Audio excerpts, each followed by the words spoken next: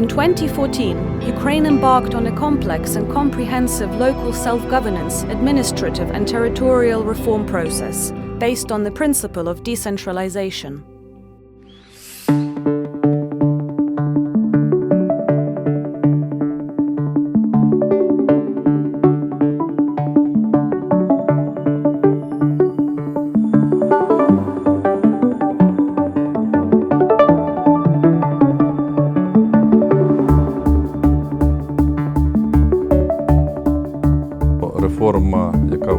The reform that was launched in Ukraine in 2014 is extremely important and large-scale. It takes huge human and other resources and a lot of effort from experts, both Ukrainian and international.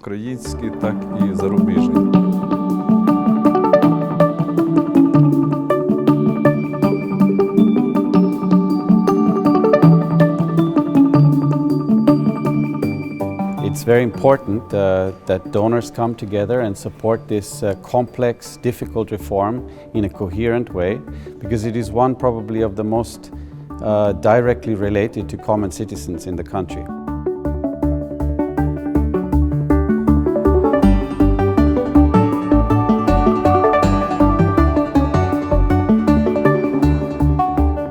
When the decentralization reform in Ukraine was launched in the spring of 2014, Switzerland had already been running different projects to support local authorities in different regions of Ukraine to provide municipal services in a more effective and transparent manner.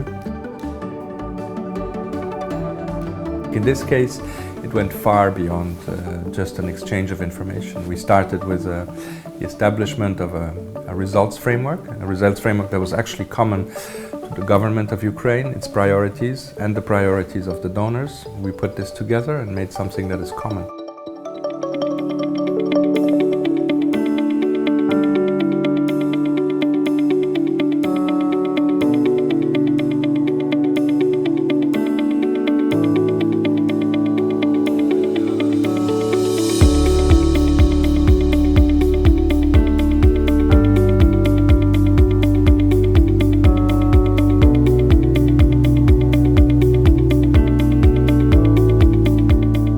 The Common Results Framework document reflects all the national strategies, governmental action plans, sectoral policies related to decentralization, but also covers all the inputs from the donor-supported projects. So that is why this complexity prompted us to establish coordination not only at the level of donors, but also at the level of projects. Every donor comes with their own vision of reform and the assistance that Ukraine needs. They come to exchange experience and knowledge, and all of this is accumulated in one territory, the territory of our state. We speak the same language and use the same instruments and capacities. It's great.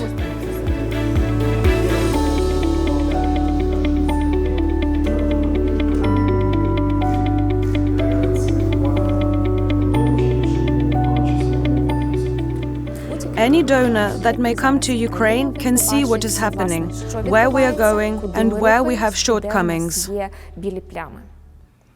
I think it's a great advantage for new donors. Donor-government coordination is established both at the level of donors and at the level of projects. Enhanced monitoring and coordination capacity of the ministry. Improved coordination among different line ministries involved in the decentralization reform.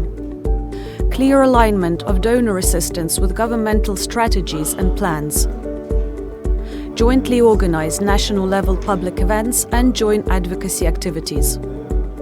Probably the biggest advantage of this is that it brings everybody together. It is led and steered by the government, but it is also very structured and organized in different working groups, in different structural focus areas, with each donor taking a lead according to their specialization. So the architecture of our coordination mechanism is as follows. We have the donor board, which is chaired by the Deputy Prime Minister, Minister responsible for the regional development, and one representative of the donor community, which is rotated more or less on the annual basis. Based on the structure of the Common Results Framework, we have more than 10 working groups covering different thematic areas, and we have a calendar of meetings of all working groups reflected on our platform. It's on the platform of these work groups where programs and projects are adjusted and coordinated. I would say it's a kind of platform for discussion where communities address their issues and get the best product. How to ensure that results of working groups at the operational level form the strategies and decisions made by the government and the donors. How to maintain a good level of involvement and regular exchanges in the working groups. How to ensure progress on sectoral topics where there is no common vision among different ministries on the reform implementation process and little experience in interministerial cooperation. This potential has grown, and we have accumulated more resources to implement this reform. The experience that we gain from these projects and these programs is extremely important. Now this potential is substantially higher, and there are more possibilities for the government and our ministry to implement reform.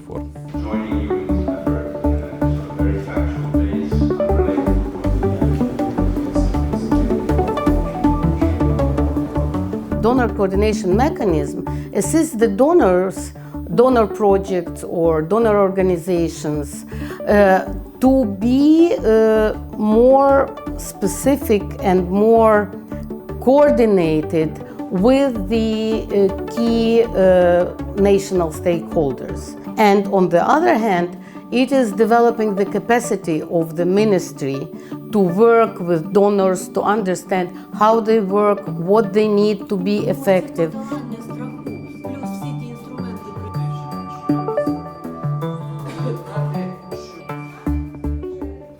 The Common Results Framework combining governmental and donor priorities is the basis for constructive and transparent coordination. The Ministry's commitment and internal capacity is key to leading the coordination and involving other line ministries. In some cases of competition between different line ministries, the donor board can serve as a neutral platform for stronger interministerial cooperation.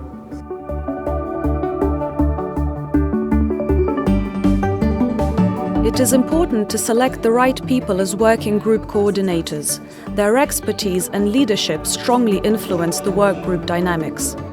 The ability and willingness of donors to respond to emerging needs and decentralization priorities is crucial for smooth and speedy reform implementation. Organizational and technical support provided by the Secretariat is key to the donor board's functioning and the working group's development.